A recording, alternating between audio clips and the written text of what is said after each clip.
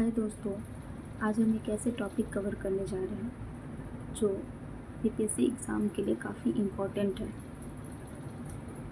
क्योंकि हम previous year में देखे हैं, पीटी हो या मेंस, दोनों में न्यायपालिका से क्वेश्चन अक्सर पूछा जाता रहा है। पेपर 2 में जो पॉलिटी सेक्शन है उसमें न्यायपालिका पर अक्सर क्वेश्चन पूछा गया है। तो अभी हम लोग देखे थे कि न्यायमूर्ति यशवंत वर्मा पे भ्रष्टाचार का आरोप देखने को मिला और इसके लिए सर्वोच्च न्यायालय के द्वारा एक समिति का भी गठन किया गया और वो समिति 3 मई को अपना रिपोर्ट सौंपे।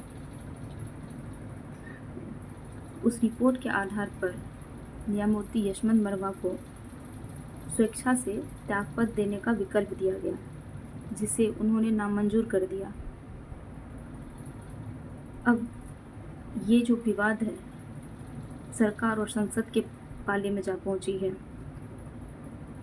क्योंकि हम देखते हैं कि हाल ही के वर्षों में न्यायपालिका की पारदर्शिता और जवाबदेही और भ्रष्टाचार से जुड़े मुद्दों ने इसकी विश्वसनीयता पर सवाल खड़े किए हैं। अगर यह मामला महाभियोग की दिशा में बढ़ता है, जिसकी अब संभावनाएं दिख भी रही है, तो संसद के दोनों सदनों में विशेष बहुमत की जरूरत होगी। यह एक दुर्लभ और जटिल प्रक्रिया है, जैसे कि न्यायमूर्ति रामास्वामी, सौमित्र सेन आदि के मामले में देखा जा चुका है। ऐसे में सरकार और संसद को इस मामले को समुचित गंभीरता और निष्पक्षता के साथ संभालना होगा, ताकि दोषी को दंड जरूर मिले, लेकिन न्यायपालिका की स्वतंत्रता भी बनी रहे। जनता के लिए, जिसका न्यायपालिका में विश्वसनीय सर्वोपरि है, न्यायमूर्ति वर्मा मामले का समाधान ऐसा हो जो यह दिखाए कि कोई भी, यहाँ तक कि उच्च न्यायालय का न्यायाधीश भी, कानून से ऊपर नहीं है। तो हम आइए देखते हैं कि आखिर न्यायपालिका को ऐसे अगर भ्रष्टाचार का आरोप लगता है तो न्यायाधीशों को किस प्रकार से हमारे संविधान में हटाने का क्या प्रावधान है। तो न्यायाधीशों को हटाने मतलब राष्ट्रपति के आदेश पर उच्चतम न्यायालय के न्यायाधीश को उसके पद से हटाया जा सकता है। राष्ट्रपति ऐसा तभी कर सकता है जब इस प्रकार हटाए जाने के लिए सांसद द्वारा उसकी सत्र में ऐसे संबोधन किया गया हो। इस आदेश को संसद के दोनों सदनों के विशेष बहुमत का समर्थन प्राप्त होना चाहिए। उसे हटाने का आधार उसका दुर्व्यवहार या कदाचार होना चाहिए, जो कि हम देखे हैं कि न्यायमूर्ति यशवंत वर्मा पर कदाचार के मामले या फिर आरोप लगा है, तो और समिति ने इस अपनी जो रिपोर्ट सौंपा है उसमें ये सही भी पाया है। तो हम देखते हैं कि क्या हमारे संविधान में न्यायाधीश को हटाने का प्रावधान है या फिर क्या है। तो न्यायाधीश जांच समिति अधिनियम 1968, इसके तहत उच्चतम न्यायालय के न्यायाधीशों को हटाने के संबंध में महाभियोग की प्रक्रिया का उपवन करता है। तो अगर किसी भी न्यायाधीश पर अगर कदाचार का आरोप लगता है और वो सही पाया जाता है, तो फिर इसका क्या प्रावधान है।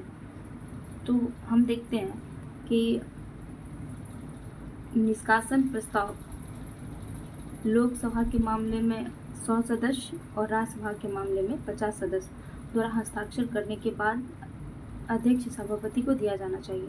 मतलब कि अगर कोई भी न्यायाधीश अगर उसको हटाना है तो हम इससे संबंधित प्रस्ताव जो है वो लोकसभा हो या फिर राज्यसभा में ला सकते हैं। अगर हम लोकसभा में लाते हैं तो हमें 100 सदस्य का हस्ताक्षर होना चाहिए और राज्यसभा के मामले में 50 सदस्य का हस्ताक्षर होना चाहिए। उसके बाद अध्यक्ष या सभापति इस प्रस्ताव को शामिल भी कर सकता है और उसे अस्वीकार भी कर सकता है। यदि राज्यसभा के सभापति और लोकसभा के अध्यक्ष इसे स्वीकार कर लेता है इस प्रस्ताव को, तो फिर इस प्रस्ताव को जांच करने के लिए 3 सदस्य समिति का गठित करना होगा। समिति में शामिल कौन कौन होता है? एक तो मुख्य न्यायाधीश या फिर उच्चतम न्यायालय का कोई न्यायाधीश या फिर किसी उच्च न्यायालय का मुख्य न्यायाधीश, प्रतिष्ठित न्यायविद, ये 3 लोग होते हैं। यदि समिति न्यायाधीश को दुर्व्यवहार का दोषी या असक्षम पाती है तो सदन इस प्रस्ताव पर विचार कर सकता है विशेष बहुमत से दोनों सदनों में प्रस्ताव पारित कर इसे राष्ट्रपति को भेजा जाता है। अंत में राष्ट्रपति न्यायाधीश को हटाने का आदेश जारी कर देते हैं। तो हम देखते हैं कि इस प्रकार से अगर किसी भी न्यायाधीश पे कदाचार का मामला सिद्ध होता, सही पाया जाता है, तो फिर हम न्यायाधीश जांच अधिनियम 1968 के तहत उसको हटाने का क्या क्या प्रक्रिया है हम ये देखें।